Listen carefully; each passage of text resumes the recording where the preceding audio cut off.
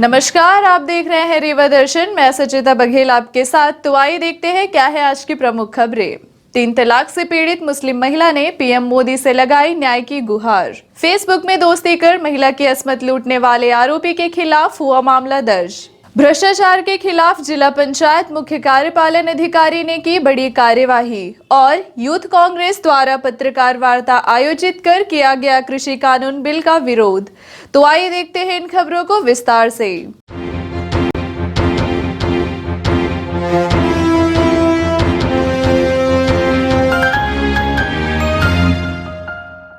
3 तलाक से पीड़ित मुस्लिम महिला ने पीएम मोदी से लगाई न्याय की गुहार। मामला रीवा शहर के सिटी कोतवाली थाना क्षेत्र अंतर्गत कटरा मोहल्ले का है, जहां रहने वाली एक मुस्लिम महिला को उसके पति द्वारा कानून का उल्लंघन करते हुए मौखिक रूप से 3 तलाक दे दिया गया, जिसकी शिकायत महिला ने थाने पहुंचकर दर्ज कराई है।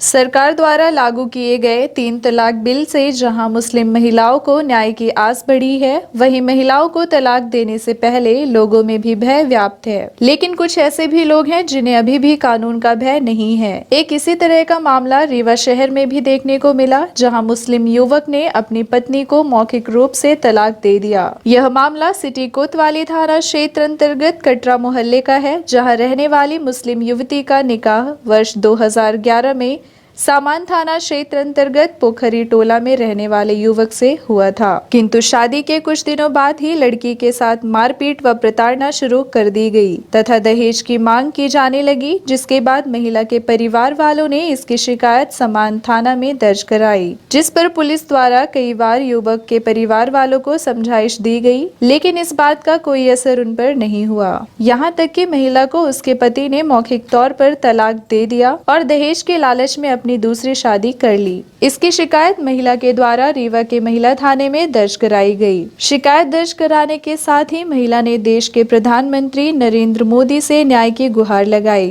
कटरा मोहल्ला की निवासी हूँ।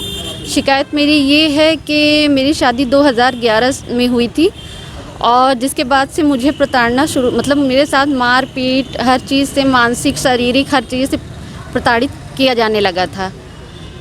फिर उसके बाद क्या हुआ कि शादी के बाद से ही ससुराल वालों ने ये कह दिया कि तुम्हारे मायके से क्या मिला है। ना कोई उन्होंने ढंग का सामान दिया है, ना 4 व्हीलर दिया है, ना ही शादी में कोई स्वागत सत्कार मतलब लोगों का किया है। मतलब हर इस चीज़ से शुरू से ही मुझे परेशान करने लगे थे। फिर मेरा बेटा हो गया। शादी के 1 साल बाद मेरा बेटा 2012 में पैदा हुआ। उसके बाद से मुझे परेशान करने लगे शारीरिक के, भाई बच्चा हुआ है, अब तुम्हें घर का काम धाम दुनिया भर के सब करने हैं और साथ में अपने माँ बाप से पैसे मांग के लाओ, बच्चा हुआ है उसके लिए कुछ दें करें। और मेरी सास नंदे मुझे मारती पीटती थी, जिसका मैंने FIR भी करवाया था, जिस पर कोई कार्रवाई नहीं हुई। ये FIR मैंने करवाया था 2016 पे, तो उसका भी कोई कार्रवाई नहीं हुआ। मेरे ससुराल वालों ने पैसा देके उसको भी दबवा दिया, कोर्ट तक वो बात पहुंच ही नहीं पाई, थाने तक ही रह गया है। अब क्या है कि मैं फिर उसके बाद मुझे मारपीट करने लगे, मुझे सही ढंग से ससुराल में रहने नहीं दिया गया। आए दिन मुझे मैके बैठा दिया जाता था और फिर जब मैं मैके चली जाऊँ तो मुझे बुलाया नहीं जाता था। और अब मेरे पति जो हफीज़ुर रहमान हैं, वो अभी 20 नवंबर 2020 को उन्होंने मुझे मेरे घर पे आके मुझे गाली गलौज किया। उन्होंने कहा कि तुम बहुत कोर्ट कचहरी करती हो, तुम्हें बहुत थाना कोर्ट कचहरी करने का शौक़ है, अब तुम यहीं रह जाओ, मैं तुम्हें 3 बार तलाक देता हूँ, तलाक तलाक तलाक। अब मैं तुम्हें दूसरी शादी करके दिखाऊंगा, जो करना होगा कर लेना, मैं नहीं डरता किसी से। और 2 दिसंबर को इन्होंने जाके गुड़ निवासी नूर जहां से निकाह कर लिया। इसकी शिकायत मैंने आज महिला थाने में की है। मौखिक तलाक की सूचना जो उन्होंने मुझे दी है, तलाक और दूसरी शादी करने की सूचना मैंने अपनी महिला थाने में आज दर्ज चाहती हूँ। वही कि मेरे साथ न्याय हो, इंसाफ किया जाए, मतलब मेरे साथ इंसाफ किया जाए। मेरा 8 साल का बच्चा है, उसका पूरा फ्यूचर, मेरा फ्यूचर पूरा हस्बैंड मेरे प्रॉपर्टी डीलिंग का काम करते हैं। बिल्कुल सही फैसला है। उम्मीदें क्या है? मेरी उम्मीदें हैं कि मुझे भी इस पे न्याय मिलना चाहिए। अब तो सब कुछ ही ख़त्म हो गया है, तो कम से कम मुझे न्याय तो मिलना चाहिए जिसके आश्रित मैं अब हूँ। मैं उससे बहुत सहमत हूँ। मेरा पूरा उस चीज़ पे पूरा सहयोग है और मैं मोदी जी से भी अपने लिए वो चाहती हूँ कि मुझे मेरे लिए भी कोई। पीड़िता ने थाने आकर एक लिखित आवेदन दिया कि उसके पति द्वारा दहेज के लिए प्रताड़ित कर मारपीट कर घर से निकाल दिया गया है तथा 3 बाद में बोला मैं तुम्हें तलाक दे दूंगा, तलाक कहकर तलाक दे दिया है तथा दूसरी शादी कर लिया है।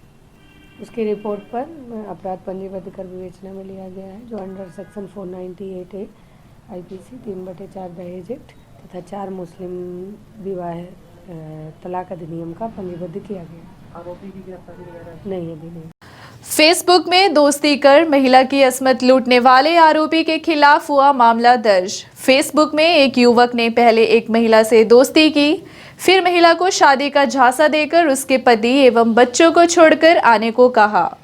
जब महिला अपना सब कुछ छोड़कर उसके पास आई तो आरोपी द्वारा बार बार महिला का शारीरिक शोषण किया गया तथा अंत में शादी से इनकार कर दिया गया। जानकारी के मुताबिक जय सिंह नगर निवासी एक 25 वर्षीय महिला अपनी शादीशुदा जिंदगी गुजार रही थी। तभी फेसबुक के माध्यम से रीवा शहर के सिरमौर चौराहा स्थित रहने वाले धर्मेंद्र मिश्रा नामक युवक से उसकी दोस्ती हो गई। युवक फेसबुक के माध्यम से ही महिला को बड़े बड़े सपने दिखाकर उससे शादी करने की बात कहकर उसे रीवा बुलाया और उसके बाद से लगातार महिला के साथ शारीरिक शोषण करता रहा और अंत में शादी से इनकार कर दिया, जिसके बाद महिला ने आरोपी के खिलाफ महिला थाने में शिकायत दर्ज कराई है। महिला का पति शराब सेवन करता था। इससे परेशान महिला आरोपी युवक पर भरोसा करते हुए उसकी बात मान ली और उसके कहने पर रीवा आकर किराए के मकान में रहने लगी। लेकिन अब महिला के द्वारा आरोपी के खिलाफ महिला थाने में शिकायत दर्ज कराई गई है। एक फरियादिया है जिसने आके थाने में शिकायत किया कि आरोपी ने उसके साथ शादी का झांसा देकर कई बार गलत काम किया है। उसने बताया कि 4 वर्ष पहले उसकी फेसबुक के माध्यम से दोस्ती हुई तथा उसने फिर बोला कि आप, वह शादीशुदा थी पहले से, बताया कि शादीशुदा 2 बच्चे हैं, तुम अपनी पति को छोड़ के आ जाओ। उसका पति उसे शराब पीकर मारता पीटता था तो उसने छोड़ा और रीवा आकर यहीं रहने लगी। तत्पश्चात उसने कई बार उसके साथ संबंध बनाए, अब शादी करने को मना कर रहा है। तो उसकी रिपोर्ट पर अपने यहाँ अपराध 376 को पंजीबद्ध कर विवेचना में लिया गया है।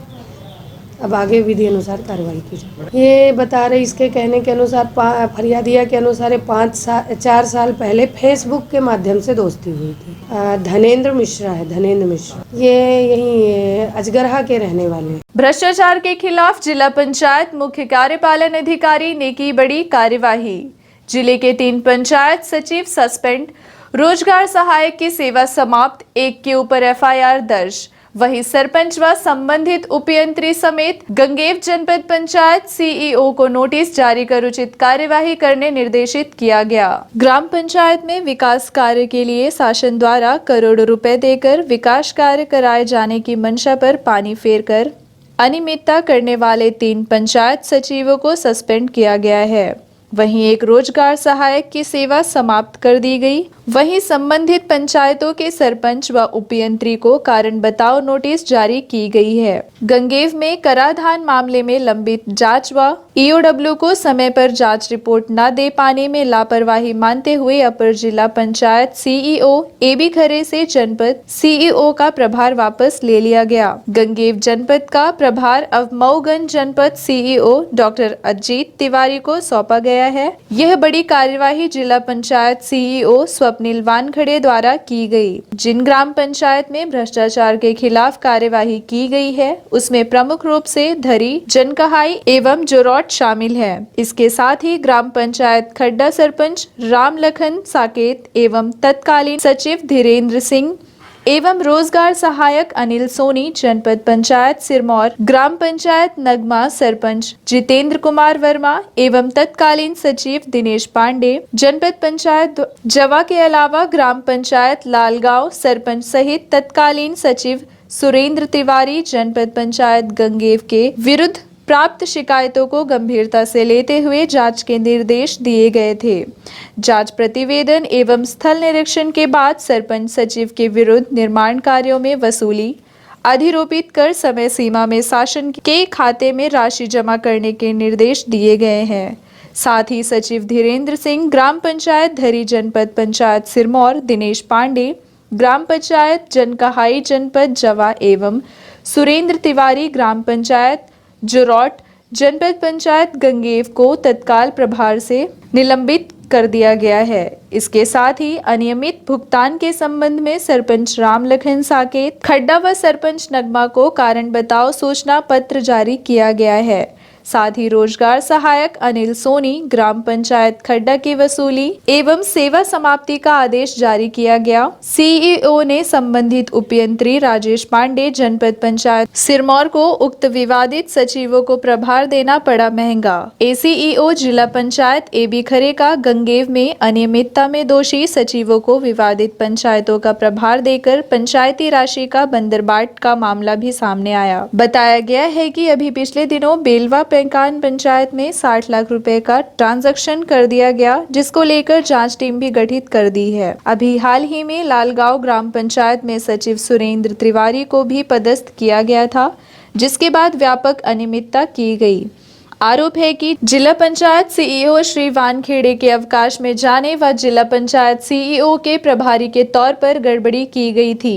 अनियमितता पर कारण बताओ सूचना पत्र जारी किया गया। इसके अलावा जिला पंचायत सीईओ स्वप्निल वानखेड़े ने एक आदेश जारी कर जनपद पंचायत गंगेव के सीईओ अवध बिहारी खरे को हटाकर पूर्व में पदस्थ मुख्य कार्यपालन अधिकारी व वर्तमान मऊगंज सीईओ अजीत तिवारी को मऊगंज के साथ गंगेव का भी प्रभार दे दिया है। कल जांच के बाद जो हमारे सब इंजीनियर और सीईओ जनपद ने जांच कराई थी, उसके बाद जो जांच में रिपोर्ट आई थी उसमें कुछ पंचायतों में रिकवरी निकली है, जो कि लगभग 10 लाख के ऊपर की रिकवरी है। उसको संज्ञान में लेते हुए उनके ऊपर तुरंत कार्रवाई की जा रही है। उसमें खड्डा ग्राम पंचायत सिरमौर जनपद, उसके बाद धारी और जनकहाई ये जवा जनपद, और जौरोट ये गंगेव जनपद। एक लालगांव में जौरोट के जो सचिव थे वो लालगांव में एक्स्ट्रा चार्ज में पदस्थ थे गंगेव जनपद में। जौरोट सचिव जो थे जो लालगांव जनपद में पदस्थ, लालगांव ग्राम पंचायत में एक्स्ट्रा चार्ज में जो पदस्थ थे, उन्होंने 28 लाख की राशि निकास की है। उसमें काम नहीं किया जा पाया गया। इन सभी को संज्ञान में लेते हुए उनके तत्काल प्रभाव से इनको सस्पेंड कराया गया है। इनके ऊपर जांच बिठाई गई है। इसके साथ ही सरपंच को भी शो कॉज नोटिस दिए गए हैं और सीईओ जनपद को तत्काल प्रभाव से इनके खिलाफ एफआईआर करने के लिए भी बताया गया है। इसके साथ ही जीआरएस जो बगचेड़ा में था उनको भी शो कॉज नोटिस जारी किया, और जो खड्डा में सचिव के बाद जो जीआरएस आए थे उनको भी शो कॉज नोटिस जारी किया गया है और कार्रवाई जारी है। ये जीआरएस की सेवा समाप्त की गई है अनिल सोनी, जिनका भी अनियमितता में इनके नाम थे, इसलिए उनकी सेवा समाप्त कराई गई है। सर एफआईआर किनके ऊपर की गई है? अभी एफआईआर सिरमौर जनपद में कराई गई है। वहाँ भी वित्तीय अनियमितता थी। वहाँ भी जब सचिव सस्पेंड हुए तो सरपंच और सचिव दोनों के खिलाफ एफआईआर कराई गई है कि इन्होंने राशि का दुरुपयोग किया। यूथ कांग्रेस द्वारा पत्रकार वार्ता आयोजित कर किया गया कृषि कानून बिल का विरोध और कहा गया कि आगामी 12 जनवरी को जिले में होगा काले कानून का विरोध। रीवा जिले के यूथ कांग्रेस जिला अध्यक्ष आशुतोष तिवारी ने मऊगंज के पूर्व विधायक सुखेंद्र सिंह बन्ना के निज निवास बोदाबाग स्थित एक पत्रकार वार्ता आयोजित कर केंद्र व राज्य पर निशाना साधा तथा सरकार व किसानों का शोषण किए जाने का गंभीर आरोप लगाया। साथ ही कहा कि काले कानून के विरोध में किसान आगामी 12 जनवरी को रीवा जिले में कृषि कानून को लेकर आम सभा व विरोध प्रदर्शन किया जाएगा। सर्वप्रथम तो मैं जिले के समस्त वासियों को नववर्ष की ढेर सारी शुभकामनाएं देना चाहता हूं और साथ ही सारे युवा साथियों को नव वर्ष की ढेर सारी शुभकामनाएं प्रेषित करना चाहता हूं।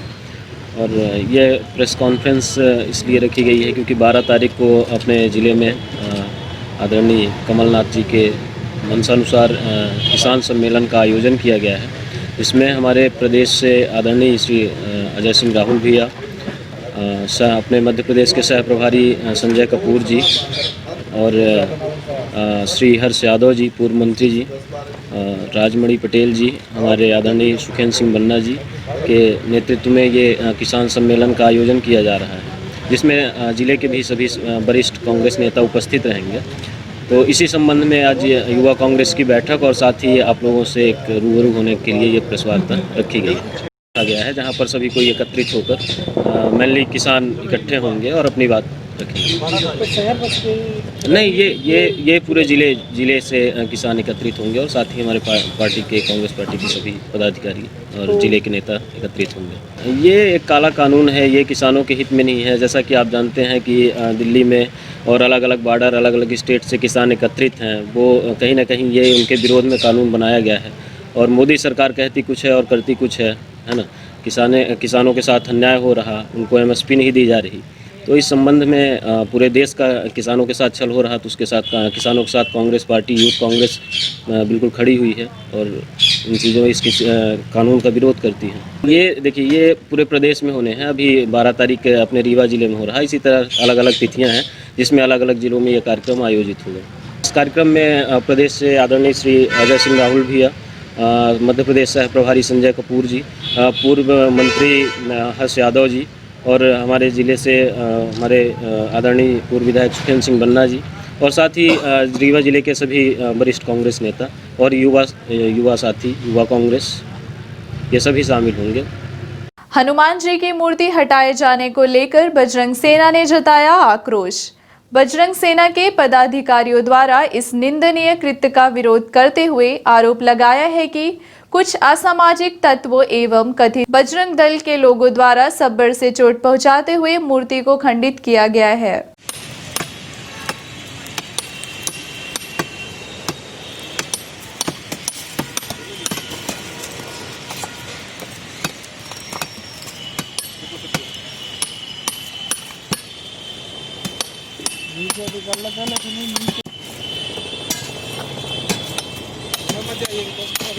कला मंदिर स्थित सुपर स्पेशलिटी अस्पताल के सामने मजार के साथ साथ हनुमान जी की मूर्ति स्थापित की गई थी, जिसे कुछ असामाजिक तत्वों ने सब्बर से उखाड़कर सुपर स्पेशलिटी अस्पताल परिसर के अंदर रख दिया है। इस बात से नाराज बजरंग सेना के पदाधिकारियों ने नाराजगी जताई है। मौके पर पहुंचे बजरंग सेना के लोगों ने एक युवक पकड़ा जो खुद को बजरंग दल का सदस्य बता रहा था। इसी बीच बजरंग दल के कुछ और लोग वहां पहुंच गए और इस बात से साफ इनकार किया और युवक को अपना सदस्य मानने से इनकार कर दिया। तभी वह सदस्य अचानक वहां से गायब हो गया। इस पूरे मामले को लेकर बजरंग सेना के पदाधिकारियों व सदस्यों में काफी आक्रोश देखा जा रहा है। इस बात की जानकारी प्रशासनिक अधिकारियों को भी दी गई है। पुलिस मौके पर पहुंच चुकी है और मामले का निराकरण करने का प्रयास किया जा रहा है। हालांकि सब्बल की चोट से मूर्ति खंडित होना बजरंग सेना के द्वारा बताया गया, जिससे वह आरोपियों के खिलाफ कार्यवाही करने की मांग कर रहे हैं। बजरंग सेना का आरोप है कि बिना पूर्व सूचना के मूर्ति किसके इशारे पर वहां से हटाई गई। सूचना मिली थी अभी कि कुछ लोग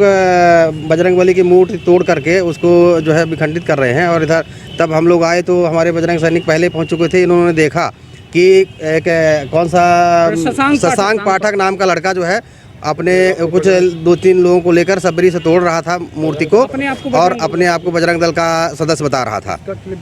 उसकी वीडियो क्लिप शायद हमारे बजरंग सैनिकों ने बनाई है और हम लोग जो है अभी उस व्यक्ति के खिलाफ नामजद रिपोर्ट लिखवाएंगे और प्रशासन को भी, जो प्रशासन जिसके बारे में हम लोगों ने 2 से 3 बार पहले भी इस बात का ज्ञापन दिया था कि इस मंदिर को संरक्षित किया जाए, इसको तोड़ फोड़ न की जाए और नया और इसमें उसके बावजूद भी जो है अगर किसी संगठन द्वारा या शासन के प्रभाव में आकर शासन से मिलीभगत करके ये या ठेकेदार से मिलकर ऐसा कर रहे हैं तो बजरंग सेना उसका पुरजोर विरोध करती है और सड़क में उतरकर आंदोलन करेगी और चक्का जाम भी किया जाएगा शासन नहीं मानी तो। अब अगर बजरंग दल का नाम ले रहे थे तो ये बजरंग दल का काम है कि वो देखे कि उनके सदस्य हैं कि नहीं है, लेकिन अगर बजरंग दल भी इस बात में इन्वॉल्व है तो हम उसकी घोर निंदा करते हैं और हम उसके खिलाफ भी जो है बजरंग सेना कार्रवाई करेगी। अभी फ़ोन के माध्यम से ये सूचना मिली थी कि यहाँ पे कुछ लोग आकर मूर्ति हटा रहे हैं। मैं अपने पदाधिकारियों से अभी चर्चा करके इस मैटर पर ज्ञापन दूंगा और जो भी शशांक पाठक जो तोड़ रहा था, मूर्ति को खंडित किया है, उसके खिलाफ FIR कराएंगे और बाकी हम लोग अभी वो करेंगे। अगर प्रशासन ने बिना मंदिर बनाए यहाँ से मूर्ति हटाई तो उनको खामियाजा भुगतना पड़ेगा। इसकी पूर्ण जिम्मेदारी अगर होगी वो प्रशासन की होगी और जो भी हमसे करते बनेगा उसको करेंगे भगवान को संरक्षित करने के लिए। हाँ, बजरंग दल का बता रहा था, कुछ बजरंग दल के लोग अभी आए और वो अचानक से भाग गए, लेकिन उन्होंने ये कहा कि बजरंग दल का इसमें कोई हाथ नहीं है और ना हम लोग इसमें कोई टिप्पणी करना चाहते हैं। अब टिप्पणी नहीं करना चाहते तो हो सकता है कि वो बजरंग दल से संबंधित रहे हों, क्योंकि टिप्पणी तो उनको करना चाहिए था अगर ऐसा मैटर हुआ है तो। अगर ऐसा है तो हम लोग निंदा करते हैं। वो हिंदू धर्म के रक्षक नहीं फिर भक्षक हैं। और भाई विगत दिनों उन्होंने जब हम लोगों ने चक्का जाम किया था, बजरंग दल भी हम लोगों के साथ था जब नेक्स्ट 2-3 मंथ पहले हम लोगों ने किया था और स्वाभाविक है हम भी हिंदुत्व के लड़ रहे हैं, वो भी लड़ रहे हैं। अब इनमें तो उनके वरिष्ठ अधिकारी जो पदाधिकारी हैं अपनी टिप्पणी देंगे। देखिए, मानसिक परिवर्तन के बारे में मैं आपको बताऊं, जो कलेक्टर साहब से मेरी बात हुई थी तो ये हुआ था कि जो भी धार्मिक संगठन हैं उन सब की एक टीम बनेगी, उसके बाद बैठकर उनसे डिस्कस होगा और पूर्व मंत्री जी उसमें रहेंगे और एक स्थान यहाँ पे नियत किया जाएगा, मंदिर यहीं बनाया जाएगा। ये चीज़ कलेक्टर साहब से, माननीय कलेक्टर साहब से मीटिंग में ये डिस्कस हुआ था। अगर इस तरह से चोरी छुपे मूर्ति को ले जाकर तोड़ के फेंक रहे हैं तो मैं निंदा करता हूँ और प्रशासन का हाथ होगा तभी ये हटाया गया है। इसमें प्रशासन पूर्ण जिम्मेदार है, ठेकेदार पूर्ण जिम्मेदार है। मूर्ति विस्थापित की जा रही है तो उसमें छोटा सा इशू आया है। बजरंग सेना के कुछ लोग आए हैं, उनका कहना है कि गलत कार्रवाई हो रही है। राजस्व से बात की जा रही है, राजस्व अधिकारी मौके पर पहुंच रहे हैं। जैसे ही वो पहुंच जाएंगे उसके बाद निर्णय निकल आएगा। बाकी कोई ज़्यादा बड़ा विवाद नहीं है यहाँ पर। न्यू इंदौर सेव भंडार सुपर बाजार। नवरात्रि व दशहरे के पावन पर्व पर आपके शहर रीवा में सुपर बाजार की एक बड़ी सौगात। अब एक ही छत के नीचे मॉडर्न डेकोरेशन और संपूर्ण सुविधाओं के साथ किराना, प्रोविजन, कॉस्मेटिक, क्रॉकरी की संपूर्ण वैरायटी के अलावा उच्चतम गुणवत्ता के ड्राई फ्रूट्स, उपहारों की आकर्षक पैकिंग व्यवस्था के साथ होम डिलीवरी की विशेष सुविधा। New Indore Sev Bhandar super Bazaar, city tower, John tower के पास, college Chowk, Rewa. Household items market से कम कीमत पर, साथ ही 5% की आकर्षक छूट। New Indore Sev Bhandar super Bazaar, city tower, John tower के पास, कॉलेज चौक, रीवा। हमारा मोबाइल नंबर है 9691581527। आपकी सुविधा हमारा कर्तव्य। We value our customers. New Indore Sev Bhandar super बाजार।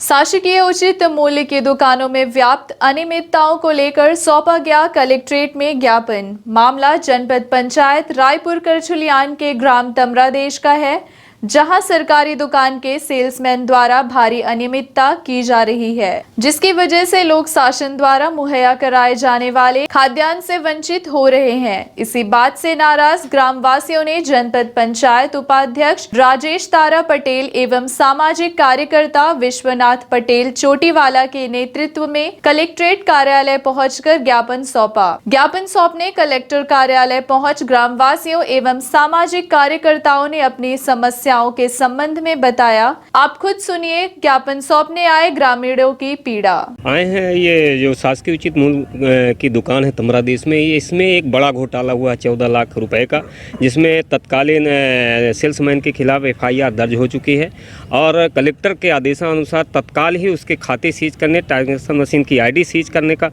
लिए कहा गया है। लेकिन हमारे जिला खाता आपूर्ति अधिकारी एवं वहाँ के जो खाद्य निरीक्षक हैं, उनकी इस मामले मामले में बड़ी लापरवाही हुई है। उन्होंने ना खाता सीज किया और ना आईडी सीज की, जिस वजह से दोबारा तत्कालीन सेल्समैन के लड़के ने 120 लोगों का खाद्यान्न पर्ची निकाल करके और राशन भी वितरण नहीं किया गया। और इसके 2 दिन बाद फिर जो तत्कालीन सेल्समैन उसने नए समिति प्रबंधक को कोटे का प्रभार दे दिया गया है। और उस समय जिस समय कोटे का प्रभार दिया गया उसमें कोई उल्लेख नहीं था कि राशन कोटे में है या नहीं है। हमने जब बात किया नए सेल्समैन से कि भाई आपको राशन कितना मिला है, आप दिसंबर माह का राशन वितरित क्यों नहीं कर रहे हैं, जबकि उन्होंने गुपचुप तरीके से 215 लोगों को राशन वितरित कर दिया है। अब शेष बचे हुए राशन कार्डधारियों को जब हमने उनसे मिला और बात की कि शेष राशन कार्डधारियों को 10 जनवरी से पहले राशन वितरण करने का प्रावधान है, नहीं तो वह पोर्टल बंद हो जाएगा, तो उन्होंने साफ कह दिया है कि मेरे पास राशन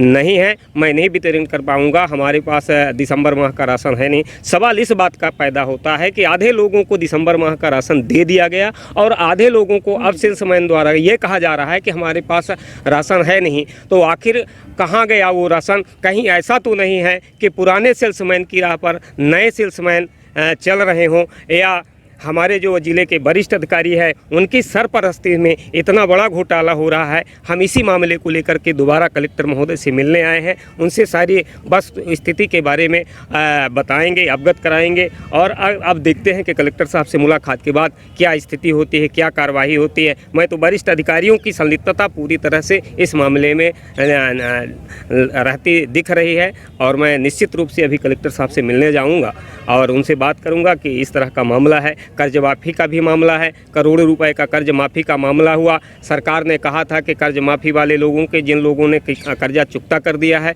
उन लोगों का यदि चुकता कर दिया है कि उनका वापस दिया जाएगा कर्जा और उनके खाते में जाएगा। लेकिन आज तक 3 साल बीत जाने के बाद भी एक भी किसान को कर्ज माफ़ी का लाभ नहीं दिया गया। हो सकता है वो फाइल कहीं गायब हो या जो भी हो, उन्हें कर्ज माफ़ी एक तरफ कर्ज माफ़ी बताई गई और दूसरी तरफ उनके ऊपर कर्जा भी आज भी लदा है। जब धान खरीदी केंद्र में जाते हैं, धान खरीदी होती है तो उनका पैसा, धान खरीदी का जो पैसा होता है वो कर्ज माफ़ी में काट लिया जाता है। इन तमाम बातों को लेकर आज हम कलेक्टर साहब से ऐसे किसानों के साथ मिलने आए हैं। सर, मैंने 21 दिसंबर को यहाँ कलेक्टर साहब के यहाँ आए थे। राशन जो है उचित मूल्य की दुकान तमरा देश में मिलता है, तो राशन जो है तो 21 दिसंबर को कलेक्टर साहब ने कहा कि आप दिसंबर माह का राशन लीजिए। पिछले में जो है तो कार्रवाई हो चुकी है, FIR दर्ज हो चुका है। शाम को लगभग 8 बजे रात को FIR दर्ज हुई। फूड कंट्रोलर साहब ने बोला कि कलेक्टर साहब ने कहा कि सारे ट्रांजैक्शन उसके सेल्समैन के बंद कर दीजिए। लेकिन 23 तारीख को गांव में जाकर सेल्समैन के लड़के के द्वारा, हीरा लाल साकेत के द्वारा गांव में जाकर पर्ची निकाली गई और बोला गया कि आप लोगों को राशन मिलेगा, लेकिन राशन किसी को नहीं मिला। 102 लोगों की पर्ची हमारे ग्राम तमरा देश उत्तर टोला में निकाली गई और 18 लोगों की पहले पर्ची निकाली गई। टोटल 120 लोगों की पर्ची निकाली गई दिसंबर माह की और 25 तारीख तक उसकी ट्रांजैक्शन मशीन चलती रही। लेकिन आदरणीय कलेक्टर साहब ने जब ये संदेश किया कि आप सारे उसके खाते सीज करिए और पूरी मशीन को उसके बंद करिए, दूसरा सेल्समैन रखिए, लेकिन उनके बातों को पालन नहीं किया गया। ये सेल्समैन जो परमधारी साकेत हैं हमारे, उनके लड़का जो है हीरा लाल साकेत गांव में आकर पर्ची काटे हैं और खाद्यान्न लोगों को नहीं दिए हैं। उनके ऊपर FIR होने के बावजूद भी 21 तारीख को आदेश किया आदरणीय कलेक्टर साहब ने और 23 और 25 दिसंबर को पर्ची काट मतलब निकाली गई पर्ची और राशन नहीं दिया गया।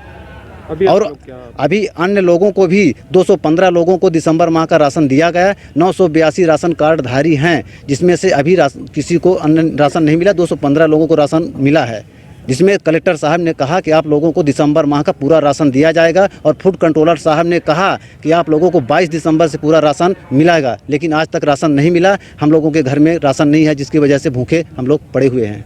हम लोग जो ये आप सब देख रहे हैं, यहाँ हमारी साथ के गाँव के सब पब्लिक आई है, सैकड़ों के लोग में ये तादाद में आए हैं।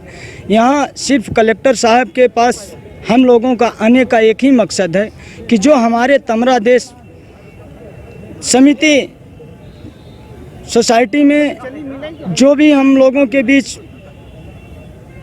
घोटाला हो रहा, उसका उजागर हमने पूर्व में नवंबर माह में, अक्टूबर माह में कलेक्टर साहब को ज्ञापन दे करके विस्तार बताया था, जिसमें कलेक्टर साहब ने कार्यवाही भी किया।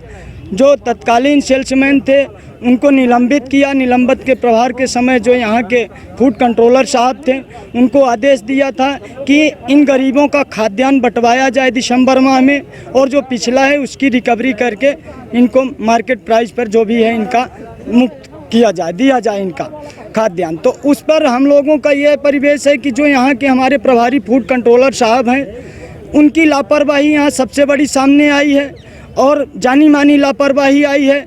चूँकि 21 तारीख को निलंबन प्रभार के बावजूद भी परमधारी साकेत सेल्समैन ग्राम तमरा देश समिति के उनको उसके बावजूद 21 के बाद 22, 23, 24, 25 तारीख तक इनकी जो मशीन है जिसके द्वारा सबको खाद्य पूर्ति की जाती है वो लॉक नहीं किया गया, जिसका उनने भरपूर फ़ायदा उठाया। हमारे गांव की भोली भाली जनता के साथ छलावा किया। घर घर जा कर के उनने अपनी मशीन ले जा कर के ट्रांजैक्शन करवाया और बोले कि कल आप लोग कोटा में आ जाना। कल के बाद वो गायब हैं। और ऐसा क्यों हुआ? आदरणीय कलेक्टर साहब के आदेश के बावजूद ऐसा क्यों हुआ कि 5 दिन तक मशीन FIR दर्ज होने के बावजूद भी ऑनलाइन पोर्टल चालू रहा? कितने हितग्राही हैं जो इससे प्रभावित? हितग्राही सर 120 लोगों को तो उनने ये 420 कर लिया फिंगर ले करके, जिसका राशन बिल्कुल नहीं दिया गया। और इसके बावजूद भी 800 से 900 लोग हैं जो कि उसमें से 250 लोगों को 215 लोगों को खाद्य वितरण दिसंबर का किया गया। लगभग 750 से 750 लोगों को निराधार कर दिया गया। वो बोल दिया गया कि अब खाद्यान्न जब आएगा तो देखेंगे, और दिसंबर में तो अब भैया मुश्किल है इसका। तो अब जो है तो पिछले सेल्समैन थे उनने पूरा घोटाला कर दिया, यहाँ कुछ नहीं खाद्यान्न।